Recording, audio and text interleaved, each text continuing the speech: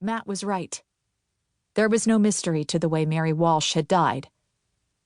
I hit the dictaphone's tow trigger and pointed my mouth toward the microphone dangling over the table. The body is identified by a Los Angeles County medical examiner's tag attached to the right great toe, inscribed LACD 03226, Walsh, Mary Catherine. I broke the seal on the plastic evidence bag and pulled out the pill bottle. It was labeled OxyContin, and it was empty. Accompanying the body is a sealed plastic bag with an empty prescription medication bottle. The name on the prescription label? I read the name but didn't speak it. The hair started standing up on my neck. I looked down at my morning's work.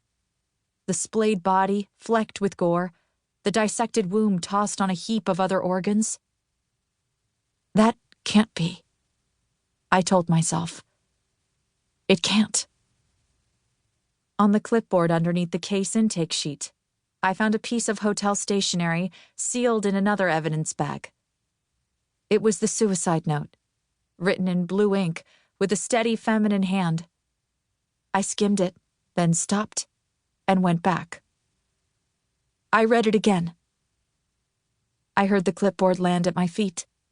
I gripped the raised lip of my autopsy table.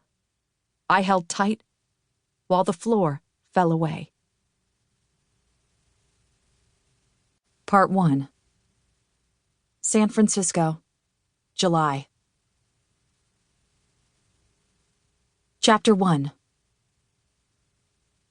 The summer fog in my new neighborhood doesn't burn off, it doesn't lift, and it doesn't fade away. It sits, clammy and stifling. I was underdressed and had to turn on the heat in my car. Cranking up the heater in July? What the hell is wrong with this place? It's a green arrow, I hollered at the silver Prius in front of me. Rocher! When me and my brother Tommy were growing up, our immigrant mom spoke to us only in Polish. The mother tongue lashes out of me sometimes. Sitting in my growling BMW 235i at the bottleneck left turn off of Stanyan Street by Golden Gate Park was one of those times. Light not green enough for you? Rocher already! The driver didn't move. I hit the horn. He glowered into his rear view. He had an ironic waxed mustache and a goatee and a little peaked hat, like a fucking goat herd. I got to the Hall of Justice with barely 5 minutes to spare. The hall is a fossil, a crumbling ash-gray concrete box squatting over a bleak city block at 850 Bryant Street. It houses most of the police department, a courthouse, the city jail, and tucked into the back like a dirty secret, my new place of employ, the San Francisco office of chief medical examiner. With its honeycomb of identical undersized windows and a 3-sided staircase leading into oversized doorways, the hall was built on a scale calculated to intimidate. It does. I made it past the line of double-parked police vehicles and cut down the alley to the loading dock, where I'd been instructed to park. It was full. 2 morgue vans and a bunch of cars. One was a hearse, with a black-clad man standing over an empty gurney, writing something on a clipboard. I took a chance and rolled down my window. Hey, excuse me. You're in my space there.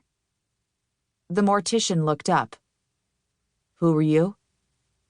Dr. Jessie Teska? He peered at my dashboard.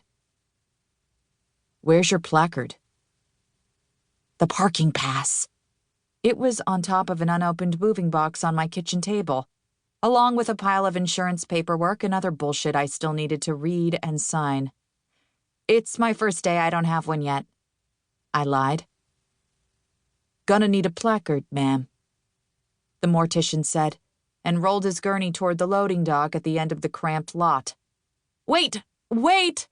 I pleaded, but my voice vanished in the roar of a highway viaduct directly overhead.